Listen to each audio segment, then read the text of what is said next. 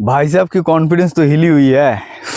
প্রথম অবস্থায় বিধানসভার মধ্যে দাঁড়িয়ে কি গল যে বিজেপি 100 বছর থাকবে, 100 বছর থাকবে। তারপরে মা বোনের অন্নপূর্ণের ভান্ডারের টাকা পায় নাই, এবারে একটু রাস্তার নামে গেছে, আন্দোলন প্রতিবাদও শিখেছে। তখন কয় যে এত বিচলিত হলে হয়, এত উত্তেজিত হলে হয়, সময় লাগবে।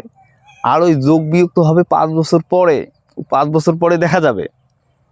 মানে 100 বছর থেকে সোজা 5 বছর নামিয়েছে। বর্তমান সময় পেয়াসি কয় যে বাংলা মোটামুটি 15-20 বছর অবধি দেখে, তারপর সরকার চেঞ্জ করে। তা এর পরে কী করবে জানেন? যে হাত জোর করি কবা লাগছি, আর একটা বার আমাকে সুযোগ দাও, সব ঠিক ঠিক করে দেব। তো বাংলার মানুষ আবার চালাক, বুঝছেন, ভীষণ চালাক। আমরা এই বিগত 3-4 মাসে বুঝে নিছি, বুঝছি আমরা সবাই যে কি হইতে পারে আর বিজেপি পার্টির করার ক্ষমতা বা ক্যাপাসিটি কতটুকু। আগামীতে আর বিশ্বাস করবে না। খালি সকালে এক কথা, বিকেলে এক কথা, রাইতো আর এক কথা, খালি ভাষণবাজি, কাজের নামে হরিবোল।